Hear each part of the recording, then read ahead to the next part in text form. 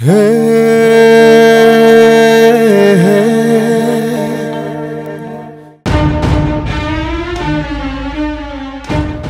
সাহসে তুমি আমাকে ফোন করেছো?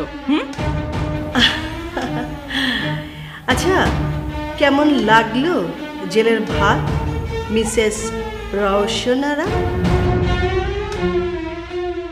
শুনেছি একবেলা নাকি শুকনো রুটি আর এক বাটি ডাল খেতে দেয়। হ্যাঁ, না না, তুমি যেহেতু ওই পরিবেশ থেকে এসেছো একটু জানতে চাচ্ছি আমি। কি কষ্টই না তুমি পেয়েছো। শোনো রিজিয়া, অভদ্রতারও একটা সীমা থাকে। তোমার কি লাজ লজ্জা কিছুই নেই? আহা, এত উত্তেজিত হচ্ছ কেন? শুনেছি হাজতখানার মশাও নাকি খুব ডেঞ্জারাস। ওরা নাকি জোকের মতো রক্ত শোষে নেয় আর ধীরে ধীরে হাজতিরা দুর্বল হয়ে পড়ে। শুনেছি খান সাহেবও নাকি তোমার সাথে দেখা করতে গিয়েছিলেন। আচ্ছা, তা ফার্স্ট লেডির জন্য কি নিয়ে গিয়েছিলেন? জুস না আচার? Just shut up. Relax relax Roshanara, relax. তাছাড়া তুমি তো অনেক টায়ার্ড। এরকম চিৎকার করলে তো তুমি অসুস্থ হয়ে পড়বে। আরে বাবা, জানোই তো আফটার 40 যে কোনো সময় মানুষের স্ট্রোক হতে পারে, হার্ট অ্যাটাক হতে পারে। সেই জন্যই ভাবছিলাম তোমার সঙ্গে একটা কম্বল নিয়ে হাজতে দেখা করতে যাব, কিন্তু দুঃখের বিষয় আমাকে তো অ্যালয় করলো না হাজতখানা থেকে। I am sorry.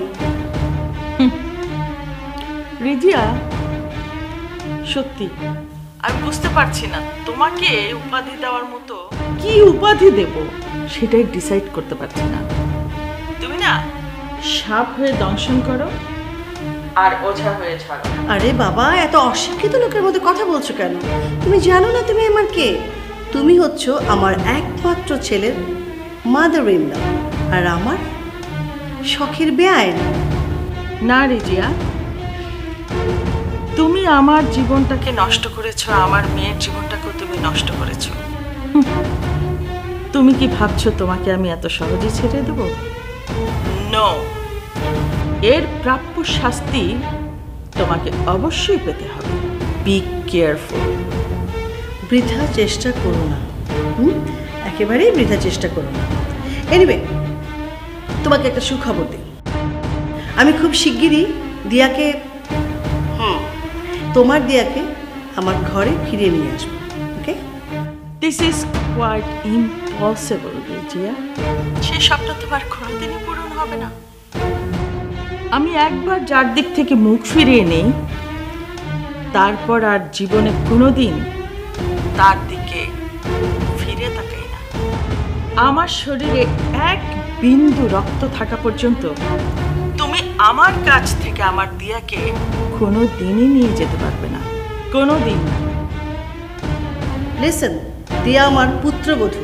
তোমার মাতৃত্ব ওকে আটকে রাখতে পারবে না। তোমার দম্ভ, তোমার অহংকার ভেঙেই ওকে আমি আমার বাড়িতে আবার ফিরিয়ে নিয়ে আসবো। এইটা আমার ওপেন চ্যালেঞ্জ।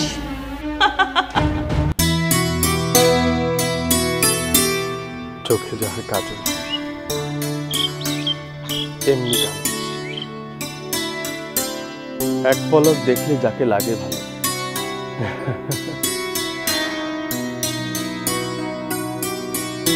তোমার ওই রেশম কালো চুল দেখে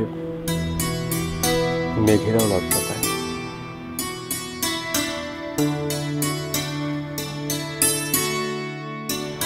তোমার গোলাপ রাঙা ঠোঁট দেখে গোলাপেরা হিংসার আগুনে জ্বলে ওঠে।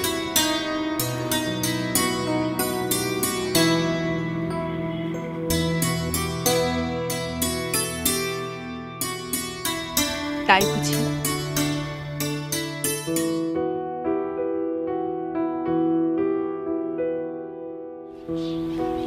তোমার ওই চাঁদ মুখে যেন গ্রহণ না লাগে।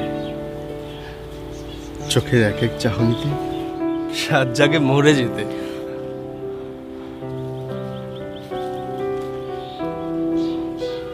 অমন কথা বলো না। তুমি যে আমার জনম জনমের প্রেম। তুমি আমার অস্তিত্বে তুমি।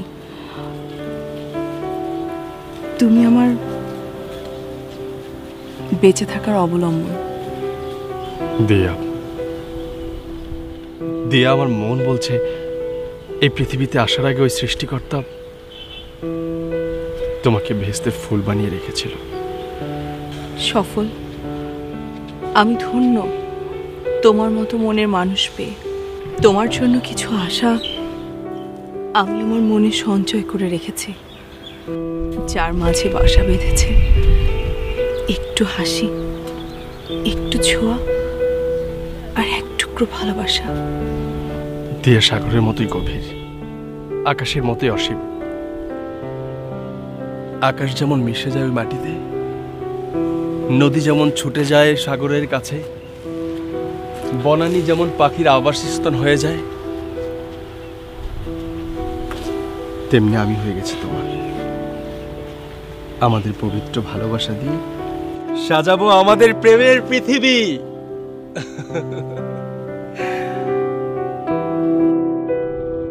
তুমি শুধু আমার,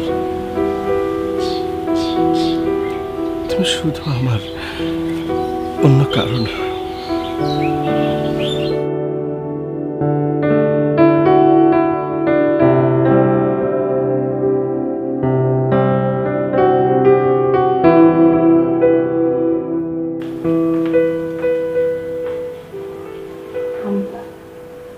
কি হয়েছে তোমার? তুমি তুমি সারা রাত ঘুমাওনি? তোমার মন খারাপ নাকি? শরীরটা খারাপ লাগছে? আমি ডক্টর আঙ্কেলকে কল করি। দিয়া, তুই কি বলতে পারিস পৃথিবীতে সবচেয়ে নিকৃষ্ট প্রাণী কি? নিকৃষ্ট জীব কোনটা সেটা হয়তো এই মুহূর্তে মনে করে বলতে পারবো না, তবে এটা বলতে পারি যে সবচেয়ে উৎকৃষ্ট জীব হচ্ছে মানুষ, আর তার মধ্যে সবচেয়ে উৎকৃষ্ট মানুষটি হচ্ছে আমার মা।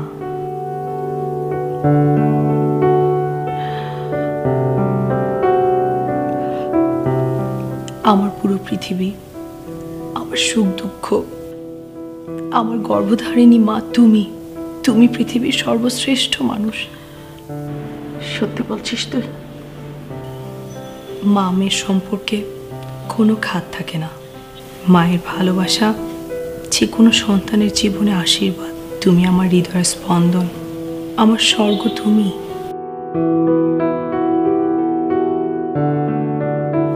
আচ্ছা দিয়া, কেউ যদি তোর মায়ের মুখে কলঙ্কের ছাপ এঁকে দিতে চায়, মানে যদি কেউ তোর মাকে এই পৃথিবীতে নিকৃষ্ট জীব হিসেবে আখ্যায়িত করে, তাহলে তাহলে সেই কলঙ্ক লেপনের জন্য তোর মা যদি তোকে কোনো শর্ত দেয়, তাহলে কি তুই সেই শর্ত পালন করবি? বিশ্বাস কর দিয়া, আমি সারাটা রাত ঘুমাতে পারিনি। সারাটা রাত বুকে তীর বিদ্ধ, যন্ত্রণায় কাতর মুমূর্ষ একটি পাখি যেভাবে আল্লাহর কাছে যন্ত্রণা করে, আমি ঠিক সেইভাবে যন্ত্রণায় আল্লাহর কাছে দোয়া চেয়েছি। আল্লাহ, তুমি আমাকে এত কষ্ট, এত যন্ত্রণা না দিয়ে মৃত্যু দাও খোদা। না না আম্মু, তুমি তুমি এসব কথা একদম বলবে না। ছি, তোমার মৃত্যু হওয়ার আগে আল্লাহ যেন আমাকে মরণ দেয়। আম্মু, এই দু চোখ মিলে যখন প্রথমে পৃথিবীটাকে দেখেছি, আমার পুরো পৃথিবীটা জুড়ে ছিল তুমি আম্মু। তোমার কিছু হয়ে গেলে আমি আমি কোথায় যাব বলো? আমি তো মা হারা ওই পাখিটির মতো ছটফট করতে করতে মরে যাবো আম্মু। তুমি হচ্ছে আমার জীবনে সবচেয়ে বড় প্রাপ্তি আম্মু। তুমি এই ধরনের কথা একদম বলবে না। তোমার কলঙ্ক ঘুচাতে আমাকে তুমি যা করতে বলবে আমি তাই করব। আমি তোমাকে প্রমিস করছি আম্মু, তুমি যা বলবে আমি তাই করব। সত্যি তুই আমার কথা তাহলে রাখবি তো?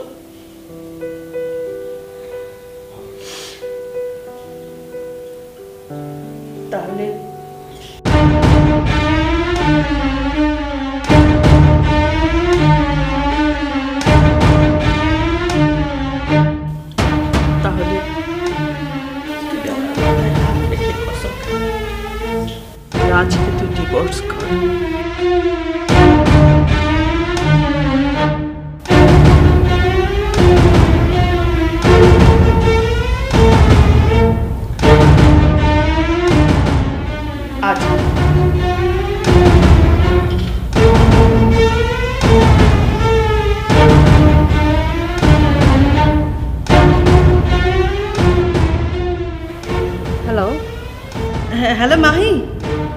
শোনো, তোমাকে আর কষ্ট করতে হবে না, তুমি কালই আমার সঙ্গে দেখা করো।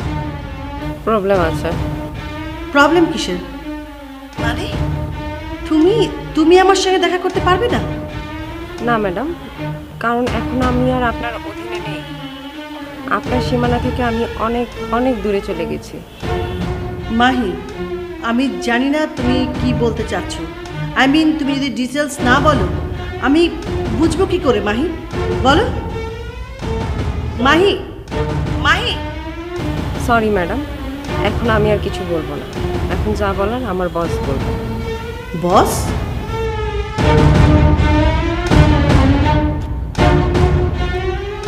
মিসেস রিজিয়া চৌধুরী, শুনেছি অনেক দম্ভ আপনার, বাট নাথিং ইন ট্যাক্ট। একটা মৌখিক যুদ্ধ হয়ে যাক, বাদী বিনিময়ে। কে আপনি? নাম দিয়ে কি এসে যায়? কেউ বলে সাধু, কেউ বলে শয়তান, আর টোটাল ঢাকাবাসী বলে আমি নাকি কারেন্ট ডেভিড। কারেন্টের মতো আসি, কারেন্টের মতো যাই। থাক সেসব কথা, এবার কাজের কথায় আসি। শুনুন, DD card, I don't like this.